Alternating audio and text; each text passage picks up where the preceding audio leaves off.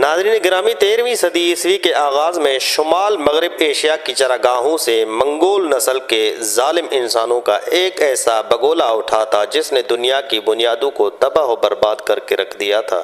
13ویں صدی میں منگول لاکھوں انسانوں کی موت اور تباہی کی وجہ بنے۔ یہ لوگ دیکھتے ہی دیکھتے شہر کے بعد شہر، علاقے کے بعد علاقہ اور ملک کے بعد ملک تباہ کرتے چلے گئے۔ دنیا ان ظالم انسانوں کے سامنے جھکتی چلی گئی۔ ان وحشیوں نے کچھ سالوں کے اندر خون کی ہولی کھیلی، کھوپڑیوں کے مینار کھڑے کیے، ہنستے بستے شہروں کی راکھ اڑاتے یہ وحشی بیجنگ سے ماسکو تک پھیل گئے، اور اس کے بعد یہ لوگ تاریخ انسان کی سب سے بڑی سلطنت کے مالک بن گئے۔ اس سلطنت کو منگول سلطنت کا نام دیا جاتا ہے۔ اپنے عروج کے دور میں منگول سلطنت 3 کروڑ مربع کلومیٹر پر پھیلی ہوئی تھی۔ چنگیز خان اس سلطنت کا پہلا خاقان بنا۔ چنگیز خان کی کامیابیاں صرف میدان جنگ تک محدود نہیں تھی، اس کے فتوحات حیرت انگیز تھی۔ دنیا میں تقریباً 1 کروڑ 60 لاکھ دنیا کے مردوں کی کل تعداد کا 0.5% ایسے ہیں جن کے خون کا رشتہ اوپر جا کر چنگیز خان سے جا ملتا ہے۔ پیارے دوستو، پاکستان میں ہزارہ قبیلے کے لوگ بھی خود کو منگول کہتے ہیں۔ اس کے علاوہ مغل، چغتائی اور مرزا بھی اپنے آپ کو منگول نسل کا بتاتے ہیں۔ ہلاکو خان، جس کے بارے میں اس ویڈیو میں ہم تذکرہ کرنے جا رہے ہیں، جس نے مسلمانوں کا قتل عام کیا تھا، وہ چنگیز خان کا پوتا تھا، وہ بھی منگول حکمران تھا۔ یہ ہلاکو خان ہی تھا جس نے ماضی میں مسلمانوں کے مرکز بغداد کو تہس نہس کر رکھ دیا تھا۔ ہلاکو خان نے خلیفہ ہارون رشید اور شہزاد کے الف لیلوی شہر بغداد کو تباہ و برباد کیا تھا، اور یہ سال تھا 1258۔ عباسی خلافت قائم تھی اور عباسی خلافت کے آخری خلیفہ معتصم باللہ کا دور تھا۔ بغداد ہر لحاظ سے ایک شاندار شہر تھا، سب کچھ ٹھیک ٹھاک چل رہا تھا۔ بغداد کی بنیادی خلیفہ معتصم باللہ کے بزرگ ابو جعفر المنصور نے سال 762 عیسوی میں رکھی تھی، جو چند ہی اشروں میں دنیا کے عظیم ترین شہروں میں شمار کیا جانے لگا۔ دنیا بھر سے فلسفی، علماء، سائنسدان اور ادیب یہاں پہنچنے لگے۔ علم کیمیائی کے بانی جابر بن حیان، بابا الجبر الخوارزمی، مشہور فلسفی الرازی الکندی، مشہور مفکر الغزالی سمیت کئی اہم شخصیات یہی رہائش پذیر رہے ہیں۔ اس دور کے ایک شاعر نے بغداد کا نقشہ ان الفاظ میں کھینچا تھا کہ دجلہ کا کنارہ حسینوں سے پر تھا اور شہر کا چوک مورخوں سے دمکتا تھا۔ ہر طرف شادابی تھی، کچھ منفی چیزیں بھی تھیں، دولت کی فراوانی تھی، لیکن فرقہ واریت عروج پر تھی۔ کوے کے حلال یا حرام ہونے پر مباحثے ہو رہے تھے۔ خلیفہ معتصم 37ویں اور آخری عباسی خلیفہ تھے، جو 1213 میں پیدا ہوئے اور 1244 میں خلیفہ بنے۔ ابن القمی خلیفہ معتصم باللہ کا وزیر خاص تھا۔ خلیفہ کے بیٹے کے ساتھ رنجش کی وجہ سے ابن القمی اندر سے عباسی خلافت کے خلاف تھا۔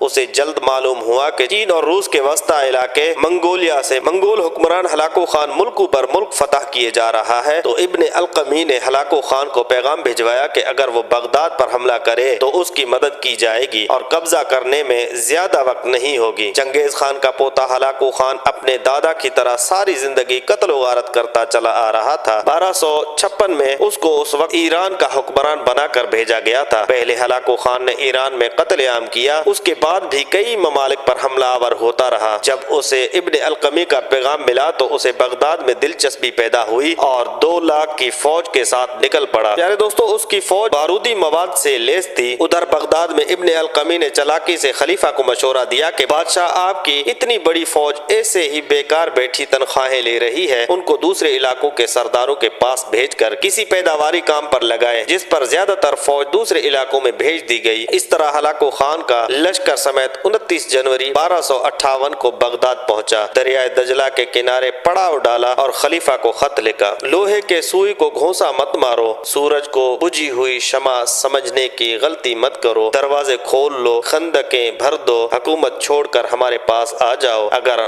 ہم نے حملہ کیا تو پاتال میں پناہ ملے گی، نہ آسمانوں میں۔ خلیفہ نے ہلاکو کو جوابی خط لکھا: تم نے خود کو کائنات کا مالک سمجھنا شروع کر دیا ہے، مشرق سے مغرب تک اہل ایمان میرے ساتھ ہیں، اس لیے بخیریت لوٹ جاؤ۔ دن پر دن گزرتے رہے۔ اس دوران دریائے فرات کے کنارے آبادی کو ہلاکو خان کے سپاہیوں نے نشانہ بنانا شروع کر دیا، جس پر خلیفہ نے فوج مقابلے کے لیے بھیجی، جو تاتاریوں کے لشکر کے سامنے نہ ٹک سکی اور چند دن کے اندر عباسی خلافت کے سارے فوجی مارے گئے۔ بغداد کے شاہی محل کے اونچی دیواروں اور دیو ہیکل دروازے کے پیچھے بیٹھے خلیفہ معتصم باللہ متفکر تھے کہ اب کیا کیا جائے۔ ایسے ہی ابن القمی نے مشورہ دیا کہ وہ خود ہلاکو خان کا استقبال کرنے چلے جائیں، اسے مال دولت سے نوازیں۔ ہلاکو خان بے تحاشا دولت لے کر چلا جائے گا۔ 10 فروری 1258 کو خلیفہ چند فوجی افسران اور درباریوں کے ساتھ نکل کر ہلاکو خان کے خیمے کی طرف بڑھا تو ان کے ساتھ آنے والے تمام لوگوں کو خیمے کے باہر ہی روک لیا گیا اور خلیفہ کے خیمے کے اندر جاتے ہی سب کو قتل کر دیا۔ خلیفہ کو وہیں سے پکڑ کر قید خانے میں ڈال دیا گیا۔ اسے کئی روز تک بھوکا پیاسا رکھا گیا۔ جب وہ بھوک سے نڈال ہو گیا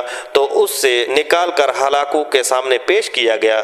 کئی روز سے بھوکے عباسی خلیفہ کو ہلاکو خان نے حکم دیا وہ جو ہیرے جواہرات لایا ہے اسے کھائے۔ ہلاکو نے کہا کھاؤ یہ ہیرے جواہرات۔ خلیفہ بولا میں یہ کیسے کھا سکتا ہوں؟ جس پر ہلاکو بولا تو پھر یہ چیزیں جمع کیوں کی؟ اگر تم اس دولت سے جنگ کا سامان خریدتے، سپاہی بھرتی کرتے تو آج میں دریا عبور نہ کر پاتا۔ جس پر عباسی خلیفہ نے سرد آہ بھرتے ہوئے کہا یہ خدا کی یہی مرضی تھی۔ ہلاکو خان نے جواب دیا اب میں جو تمہارے ساتھ کرنے جا رہا ہوں وہ بھی خدا ہی کی مرضی ہے۔ منگولوں کی روایات کے مطابق کسی بادشاہ کا زمین پر خون بہانا بدشگونی سمجھا جاتا ہے اور اس لیے ہلاکو نے سپاہیوں کو حکم دیا کہ خلیفہ کو اس طرح سے مارو کہ خون زمین پر نہ گرے۔ خلیفہ کو قالین میں لپیٹ کر پہلے فوجیوں نے لاتوں گھونسوں کا نشانہ بنایا اور پھر اس پر اس وقت تک گھوڑے دوڑائے جب تک موت واقع نہ ہو گئی۔